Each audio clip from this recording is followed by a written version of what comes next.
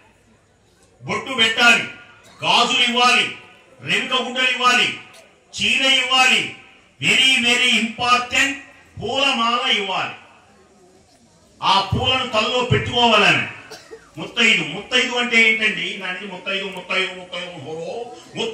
అంటే ఏమిటి? దేనికని ఆమె పవిత్రురాలు ఈ భూమి మీద. ఏ క్యాస్ట్ లో పుట్టినా దీనికి ఇక్కడ కుల ప్రసక్తి లేదు. ముత్తైదు అయితే చాలు. ముత్తైదువు చదువుకున్నా చదువుకోకపోయినా, నల్లగా ఉన్నా ఎర్రగా ఉన్నా, పొట్టిగా ఉన్నా పొడుగ్గా ఉన్నా, సన్నగా ఉన్నా కమ్ముగా ఉన్నా, ఇవేమి చూడకూడదు. ముత్తైదు అయి ఉండాలి. ముత్తైదు అంటే 5 వస్తువులు ఒంటి మీద ఉంటాయి. బాగా వినండి. 5 వస్తువులు ఒంటి మీద ఉంటాయి. దానిలో మొట్టమొదటిది బొట్టు. చూసారా ఎంత ఇంపార్టెంటో? దీని ఎందుకు వివరంగా చెబుతున్నానంటే తర్వాత చెప్తాది ఎందుకు ఇంత వివరం చెప్పాను. మొదటిది బొట్టు, చేతికి గాజులు, నల్ల పూసలు, మంగళ సూత్రం, కాలికి మట్టెలు. ఈ 5 ఒంటి మీద ఉంటాయా? కోటీశ్వరరావు చదువుకున్నా సరే ఎవరైనా సరే ఈ 5 ఒంటి మీద ఉన్నాను ఎదురొస్తే శుభం. ఆమె చేతితో తాకితే శుభం. శుభకార్యాలన్నీ ముత్తైదు చేతనే చేయించాలి. తెలుసునా? గుర్తుపెట్టుకోండి. ఇది మన భారతీయ సంప్రదాయం. దీన్ని సర్వనాశనం చేయాలని మీటింగులు జరుగుతాయి.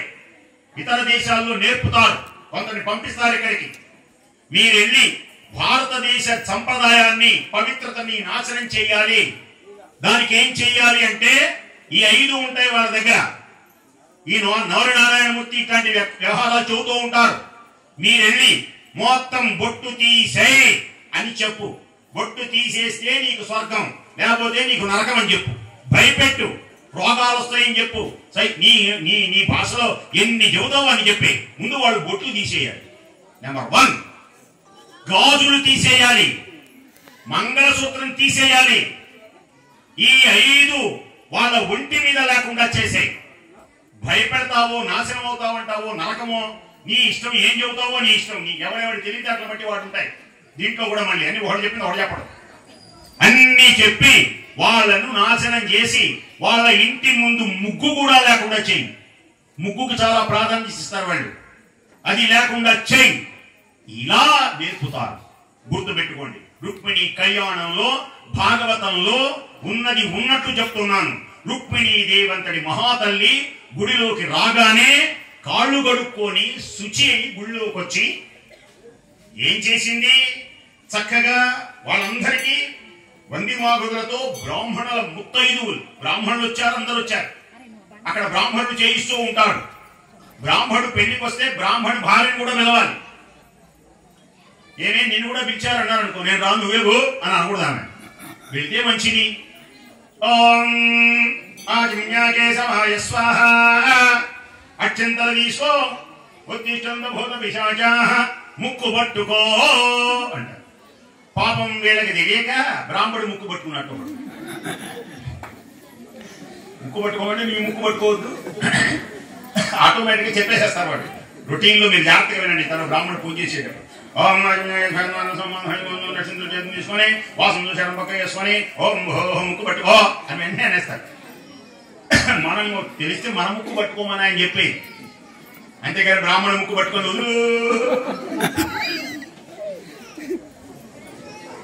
అన్నదాకా ఉండకూడదు. కాబట్టి ఈమె తమ్ముడు పెళ్లి చేసుకొని ఏదైనా భార్యని చివాట్లు పెడుతూ తాగుతూ ఉంటే పిలవకపోయినా వెళుతుంది.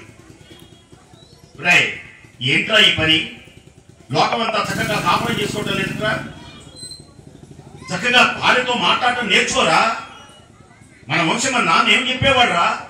గౌరవంగా ఉండదుట్రా, ఇలాగైనా ప్రవర్తించేది అని స్వతంత్రంగా మాట్లాడు. వాడు చూస్తా, నువ్వు నా చెప్పేదేంటి?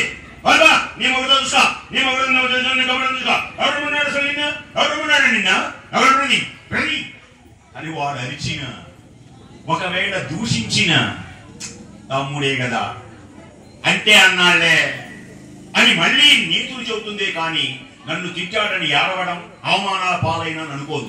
పుట్టింటి వాళ్ళు అత్తింటి వాళ్ళు అలాగే కలగలలాడాలి. పుట్టినింటికి మెట్టినింటికి కీర్తి తీసుకురావాలి. చెల్లెలు అంటే ఏం చెయ్యాలండి? చివరిగా ముగించే ముందు చెల్లెలని అన్న ఎలా చూసుకోవాలి?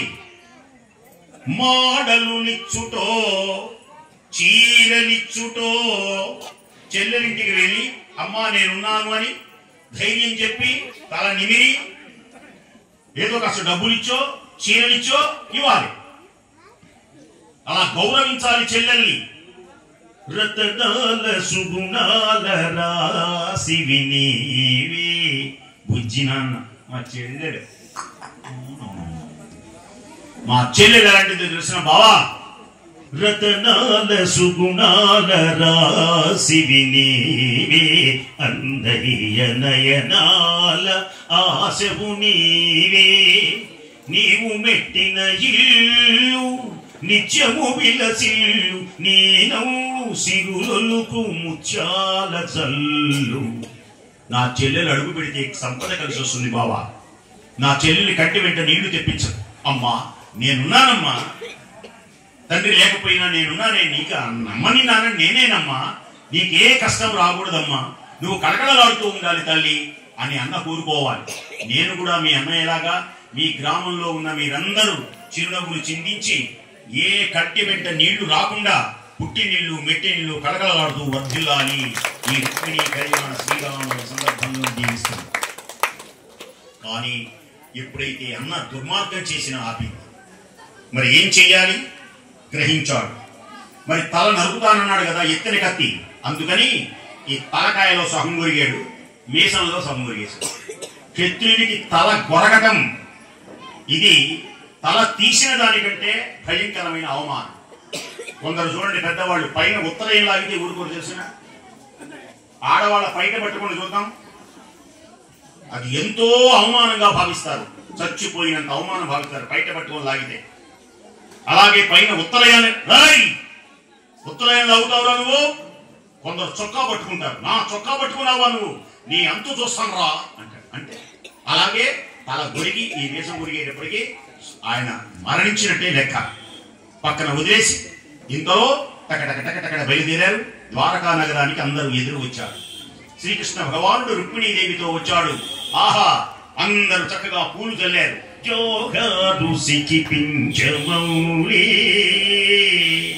చక్కగా పూలు చల్లుకుంటూ ఇద్దరికి స్వాగతం పలికారు.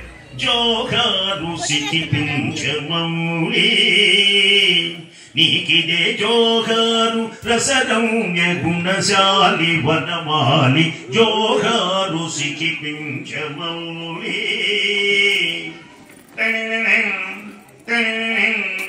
మంగళవాద్యాలు మ్రోగుతూ ఉండగా, నృత్య గీత వాద్యాలు రామరుగుతూ ఉంటే ప్రతి గృహం వాళ్ళ సొంత పెళ్లిలాగా గృహాలు అలంకరించుకున్నారు.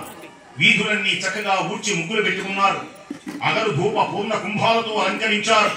ప్రతి అరుగులు కలకలలాడినాయి. ద్వారాల నిండా చక్కని తోరణాలు కట్టుకున్నారు గ్రామమంతా. శ్రీకృష్ణ భగవానుడి యొక్క రుక్మిణి కళ్యాణం శోభాయమానంగా జరగబోతున్నది. పతాకలు ఎగిరినాయి. ఇంతలో బ్రాహ్మణులు మంత్రములు చదువుతున్నారు. మంగళవాద్యాలు మ్రోగుతూ ఉండగా రుక్మిణీదేవిని చక్కగా కళ్యాణ ఇన్ని కార్యక్రమాలు చేస్తున్నప్పుడు నాకు ఎన్ని పనులున్నా పక్కన పడేసి ఈ 5 రోజులు మీతో పాటు ఉంటానండి, నాకు అవకాశం కల్పించారంటే మహదానందం అండి. ఇవాళ మంచి పని చేస్తారంటే మీలాంటి వాళ్ళు సపోర్ట్ చేస్తే ఇంకా ఎంత దూరమైనా మేము చేయగలం అని ఆయన గారిని చెప్పడం వల్ల, ఆయన గారు యూట్యూబ్ చేయటం వల్ల 3 రోజులు చేడితే ఇవాళ నాకు నందిగామ నుంచి 2-3 ఫోన్ చేసి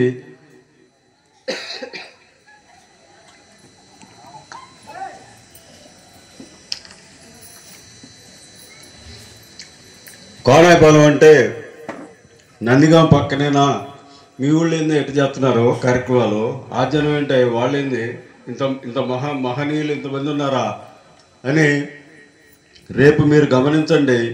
మనకి ఈయన ప్రభావం వల్ల ఒక్క నందిగామ నుంచి ఒక 150 కుటుంబాలు వస్తుంది కళ్యాణం చూడటం కోసం. ఇది మన గ్రామంలో మీరందరూ ఇలాంటి ఇదంతా వారి క్రెడిట్, నాది కాదు, ఎవరిది కాదు.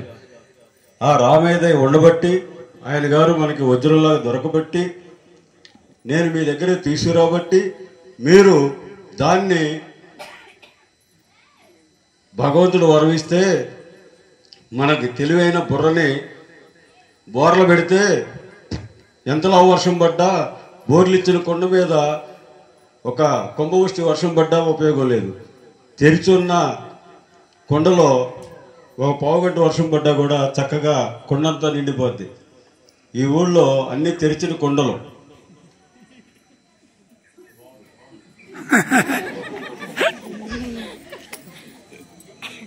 మీరు అట్లా తయారు చేశారు, మేమేం చేస్తాం?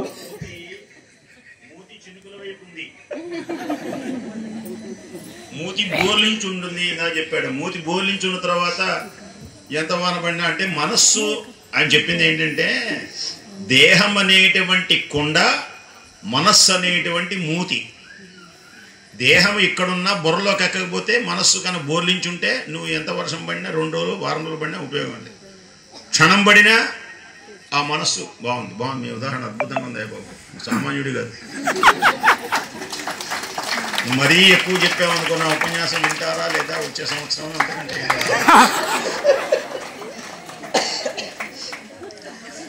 చెప్పాగా సార్ నిన్న ఆయన గారు నేనేం చేసేవాడినంటే, నేను పెద్ద స్టైల్గా నేనే మెయింటైన్ చేస్తున్నానంటే అక్కడ కూర్చొని ఇట్లా చూస్తుంటా. ఆయన గారు నాకు వెళ్ళి 9:30 కాగానే ఇట్ట అంటాడు. మీరేమనుకుంటారంటే సైకిల్ చేస్తున్నారుగా దాంట్లో విన్యాసం అనుకుంటారు మీరు. ఆయన నాకు వెళ్ళి చూసి ఇట్ట అంటారా, ఏంటి ఆపమంటావా రన్నింగ్ చేయమంటా? నేనేమంటా అంటే పర్వాలేదు చెప్పండి, ఓకే అంటే క్లోజ్ చేయండి అర్థం. అంటే ఇప్పుడు ఆ స్టేజ్ దాటిపోయారు. అసలు నేను ఇక్కడ లేను, నేను వెళ్ళా. ఆయన ఏం చెప్పారో తెలియదు, గొప్పగా చెబుతారని తెలుసు. 4-2 మాటలు మొదల్లో చెబుతున్నారు, ఆహా తర్వాత వింటున్నా. నాకేమో అక్కడ టెన్షను. మనం ఇక్కడ ఎంతమంది ఉన్నావో దానికి 2 రెట్లు పిల్లలు ఆనందం, తప్పేం లేదు. వాళ్ళ ఆనందం, భోజనం ప్రసాదం భగవంతుడిని ఇచ్చారు. అక్కడ చాలు. ఏం చేయాలి? వాళ్ళ టెన్షను, వడ్డించే వాళ్ళ టెన్షను. ఎన్ని మాకెందుకయ్యా, ఆయనతో ఏదో చెబితే మా కడుపు నిండిపోద్ది. ఏం చేస్తాం? ఫైనల్గా బాగున్నంతసేపు వింటాం, బాగోలేనప్పుడు ఏం చేస్తాం? నిన్నేగా చెప్పింది గజేంద్ర మోక్షం, అందుకే మనకి చెప్పించింది. లాస్ట్లో పరమాత్మ నాకు తెలియదు, నన్ను నా వల్ల కాదు, ఇంక నువ్వు తప్పలేదనగానే భలేవాడినే సరిపోయింది అంటారు. ఇది నిజం. ఇది కూడా చాలాసార్లు ఎగ్జాంపుల్ అయింది. ఇలానే నారాయణమూర్తి గారు కొండూరు అనే ఊరుంది. ఆ ఊళ్ళో ఇట్లానే ఎండాకాలం వాళ్ళకి ఏం తెలియదు, మంచివాళ్ళు. నాకేంటంటే ఈయన గారు మాటలు అందరూ వినాలి, చాలామంది మారాలి. మనం పుట్టామంటే పుట్టుకు ఒక అర్థం ఉండాలి, మనం ఎంతో కొంత మేలు చేసి ఉండాలి. సరే అవతల విన్నారా లేదా? ఇప్పుడు ఈ మాటలన్నీ ఆయన గారు చెప్పిన మాటలన్నీ ప్రకృతి రిసీవ్ చేసుకుంటుంది. మీరు నమ్మండి నమ్మకపోండి. ఈ ప్రకృతి రిసీవ్ చేసి ప్రకృతికి ఉన్న గొప్పతనం ఏంటి? నువ్వు ఏమి ఇచ్చినా అది 10 రెట్లు ఇస్తుంది. ఇది నిజమా? ఒక గుప్పెడు ఒడ్లు భూమి మీద వేయండి, ఒక 3 నెలల తర్వాత పోండి, 10 గుప్పెళ్ళు వస్తాయి. ఏమండి రోసీ గారు, కరెక్టా కాదా? ఒక గుప్పెడు కందులు రోడ్డు పొలం మీద వేయండి, 10 గుప్పెళ్ళు వస్తాయి. నిజమా అబద్ధమా? అంటే ప్రకృతి ఏం చేస్తుంది? 10 రెట్లు రెట్టిస్తుంది. ఇప్పుడు మనం ఏం చేస్తున్నాం? నేను మిమ్మల్ని తిట్టా, నేను తెలివిగలవాడిని, తిట్టా, నన్ను 10 మంది పెడతారు. నేను మీకు అన్నం పెట్టా, నాకు 10 మంది పెడతారు. నేను మీకు మోసం చేశా, నాకు 10 మంది మోసం చేస్తారు. నేను మీకు మేలు చేశా, నాకు 10 మంది మేలు చేస్తారు. దాన్ని దృష్టిలో పెట్టుకొని మీకు మేలు చేస్తున్నా, కాబట్టి మీరు కూడా మేలు చేయండి.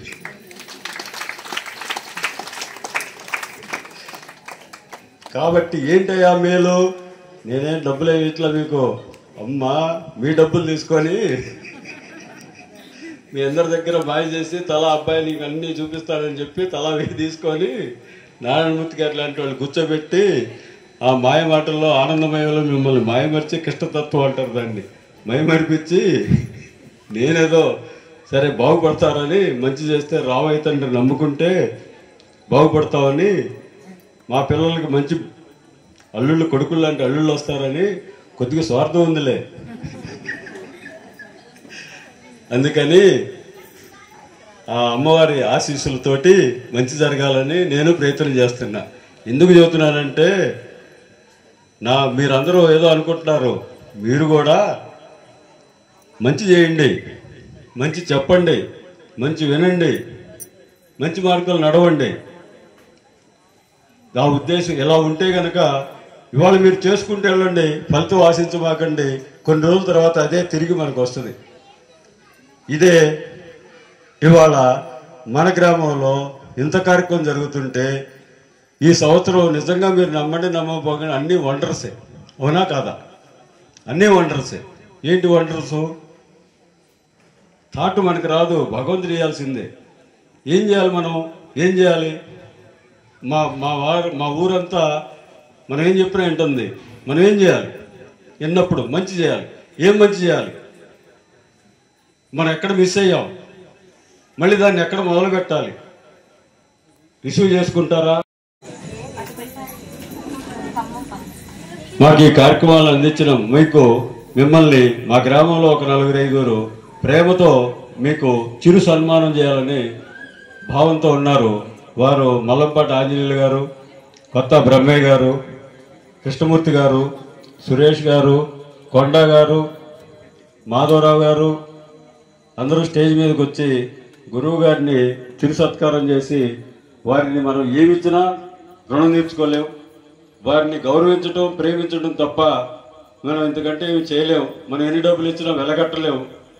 వారికి మనం ఇచ్చేది ఏంటంటే వారు చెప్పిన మాటలన్నీ విని చూచా తప్పకుండా పాటించి మాకు నారాయణమూర్తి గారు చెప్పినందువల్ల నా జీవితంలో నేను బాగుపడ్డాను, నా పిల్లలు బాగుపడ్డారని అనుకుంటే ఆయన కుటుంబం, ఆయన వంశం తరిస్తుపోతుంది.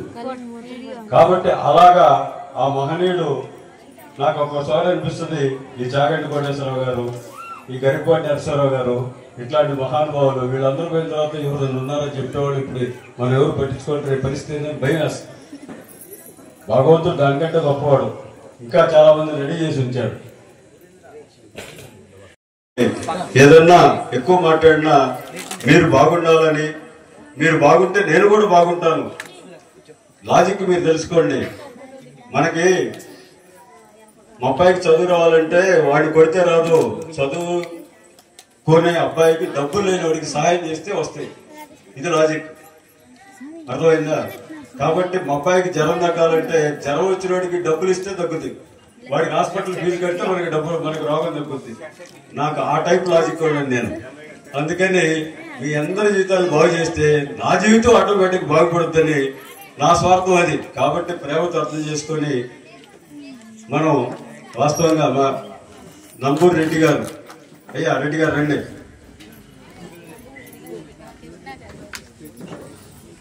ఈ రోజుతోటి శ్రీ నోరి నారాయణమూర్తి గారి ప్రసంగాలు అయితే కంప్లీట్ అయ్యాయండి. ఆయన గారికి వీళ్ళందరూ కలిసి సన్మానం అయితే చేస్తున్నారు.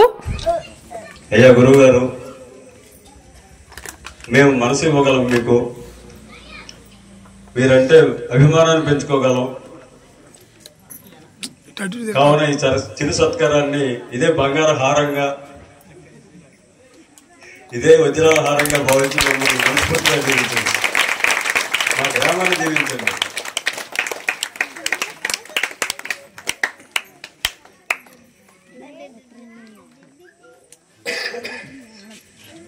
ఇంకొక చిన్న విషయం,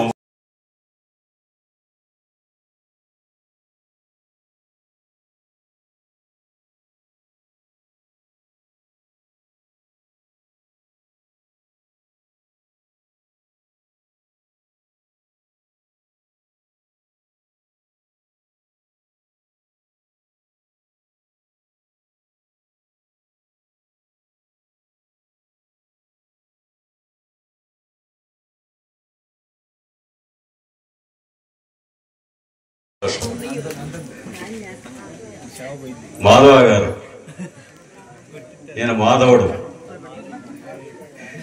10 రోజుల నుంచి పని రోజులు పెట్టుకొని పాపం వాళ్ళ అమ్మాయి పెళ్ళున్నా గాని మనసు ఇక్కడ మార్గం అక్కడ అల్లాడిపోతున్నాడు. ఇది వదిలిపెట్టలేడు, అక్కడ పూర్తిగా ఉండలేడు. సైదులు గారు పెద్ద వయసు అయినా మళ్ళీ తర్వాత ఆరోగ్యం ఎలా ఉంటుందో ఉన్న 4 రోజులు సక్రమంగా నడిచి గొప్పగా బతకాలని మా సైదులు గారు చాలా సంతోషం. అలానే ఆంజనేయులు గారు వీరండి, వారు కూడా చూడండి చక్కటిగా వాతావరణాన్ని క్రియేట్ మార్చి నిన్న హోమం చేయటానికి ఈ వాతావరణం అంతా మార్చింది ఆంజనేయులు గారు. నా దగ్గర తోట ఉంది, తోట మొత్తం ఇది రామ తోట అని మాకు రాసిచ్చేశారు. చెట్లన్నీ మేము విక్కొచ్చుకుంటున్నాం. కృష్ణమూర్తి గారు ఇక్కడ ఏ పనున్నా గాని నిలబడి ప్రతి పనిని వారే దగ్గరగా చుట్టూ ఇక్కడ ప్రాబ్లం వస్తే వర్కర్లు రాకపోతే ఆయనే నిలబడి పొద్దున్న సాయందాగా సేవ చేశారు. వారు కూడా చల్లగా ఉండాలని దీవించండి సార్. వీరు రెడ్డి గారు, వీళ్ళింట్లో నాకు ఇక్కడ రక్షణ వాళ్ళు, వారింట్లో నాకు వాళ్ళ అమ్మా నాన్నలాగా చూస్తారు వీళ్ళు మమ్మల్ని. ఎంత అంటే ఇక నేను చెప్పలేను. ఈ ఊళ్ళో నాకు 2 కుటుంబాలు, 2 అమ్మలు ఉన్నారు. ఒకటి కృష్ణ గారు, 2 శారద. తల్లి నా క్లాస్మేట్, కానీ నాకు తల్లితో సమానం. అలా చూస్తుంది. నిజంగా చెప్పలేను, అనిపిస్తేనే తెలుస్తుంది. వారు చల్లగా ఉండాలని మా గురువు గారు ఆశించాలని కోరుకుంటున్నాను.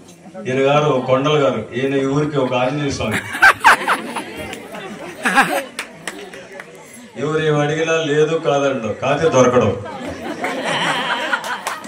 నన్ను ఇక్కడ దించాడు, గంటకోసారి ఫోన్ చేస్తాడు, వెళ్ళిపోతాడు. ఏంట్రా అంటే ఇక్కడే ఉన్నాగా అంటాడు. నన్ను బెదిరిస్తున్నాడు. ఇప్పుడు కొత్తగా మార్చే ట్రెండ్. అయ్యగారు కాస్త కోపం తెచ్చుకోబోకండి, సహకరించండి ఆంజనేయులు గారు. అలానే బ్రహ్మయ్య గారు ఏమి ఇచ్చారు కాదు, గురువు గారు మీరు బాగుండాలి. ఈ గ్రామంలో ప్రతి రోజు ఎక్కడో చోట భజన కాలక్షేపం చేస్తూ వారు ఈ గ్రామంలో సన్మార్గంలో నడపడానికి మహనీయులు. వారిని కూడా సన్మానించాల్సిందిగా మా గురువు గారు, అంటే గురువు గారి మీద చేతుల మీదుగా ఇస్తే అది కొత్త భావన అనమాట, అంత తప్పేం లేదు. అమ్మ బంగారు తల్లి, వరాల తల్లి. ఫస్ట్ రోజు మనకి నిజంగా సాక్షాత్తు అమ్మవారు. మీకు తెలియదు, ఆ తల్లి ఒంటి మీదకి అమ్మవారు వస్తుంది. ఆ వచ్చినప్పుడు నాతో చెప్పిన మాటల్లో నాకు తెలుసు, ఆ తల్లి తెలియదు. చాలా గొప్పదండి. అంకమ్మ తల్లి, పోలేరమ్మ తల్లి, చాలా చాలా గొప్ప తల్లి. ఈ సందర్భంలో మన మధ్యలో ఉండటం మన అదృష్టం.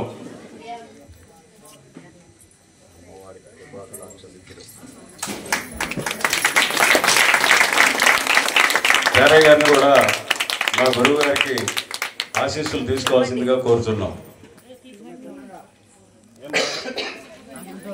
అమ్మా తల్లి రండి. పేరయ్య గారి మిస్సెస్ గారు ఉన్నట్టుంది ఇక్కడ. పుణ్య దంపతులు వాస్తవంగా వారి వ్యాపారం అన్ని వదులుకొని మన కోసం ఈ 4 రోజులు పూర్తిగా భార్యాభర్తలు కుటుంబ సమేతంగా ఏ పని చేసినా ఇద్దరు రావటం చాలా గొప్ప విషయం. అట్లా వీరిద్దరూ వచ్చి మనకి మన ఊరి గురించి ఇన్ని కార్యక్రమాలు జరుగుతున్నాయని, ఈ ఊళ్ళో ఇంత చక్కటి మాతృమూర్తులు ఉన్నారని వారే బయట వాళ్ళకి వాస్తవంగా ప్రపంచానికి తెలియజేశారని చెప్పాలి. ఆయన గారు ఏం చెప్పారంటే 2000 మంది చూస్తున్నారు మన గుళ్ళో కలిగే కార్యక్రమాలు. 2000 మంది చూశారు. ఇది నిజమా అబద్ధమా రేపు చూద్దరు. కానీ మేము అనుకుంటున్నాం ఇంకా ప్లేస్ లేదు కదా, ఎక్కడే కుర్చీలో ఏ పరిస్థితి ఏంటి, ఇంకేం చేయాలి, ఎలా మార్గం ఏంటి అని ఆలోచిస్తున్నాం. ఏ గారు కూర్చోండి, పెద్దవారు.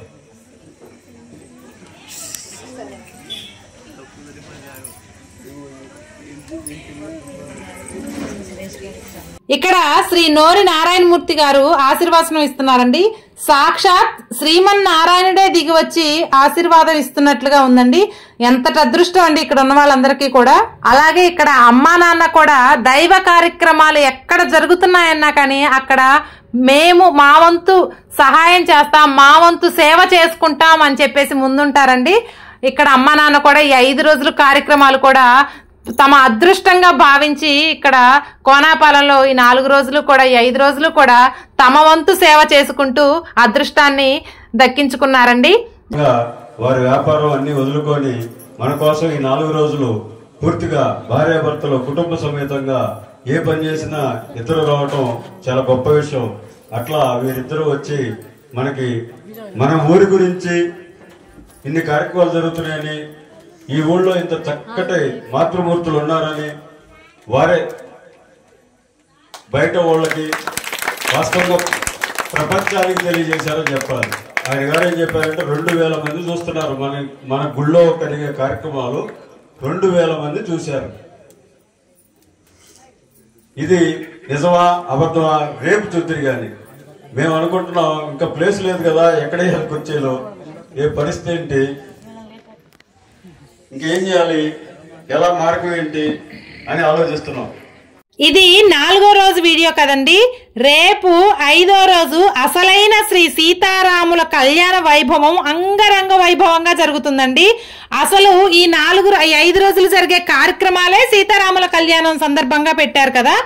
దీనికోసం ఈ కోనాపాలెంలో ఉండి వెళ్ళినటువంటి చాలా మంది ఉద్యోగ వ్యాపారస్తులు, చాలా మంది దూరం వెళ్ళిన వాళ్ళందరూ కూడా మన పుట్టిన ఊరిలో ఇంత వైభవంగా జరుగుతుందా అని తెలుసుకొని దీంట్లో భాగస్వామ్యం కావాలి అని చెప్పేసి ఈ సీతారాముల కళ్యాణం రోజు పీటల మీద చాలా దంపతులు కూర్చోబోతున్నారు. కాబట్టి రేపటి వీడియోని అస్సలు ఎవ్వరు మిస్ అవ్వకండి. ఎందుకంటే భద్రాచలంలో శ్రీ సీతారాముల కళ్యాణం ఎలాగో మనం దగ్గరుండి చూడలేమండి. కానీ ఇది చిన్న ఊరైనా కానీ అందరూ ఐకమత్యంగా ఉండి శ్రీ చలపాటి సురేష్ గారికి అందరూ సహకరించి ఈ కార్యక్రమాలన్నీ కూడా అద్భుతంగా జరిపించారండి. కాబట్టి మన కళ్ళ ముందు ఉన్నటువంటి ఇటువంటి వైభవాన్ని మాత్రం అస్సలు మిస్ అవ్వకండి.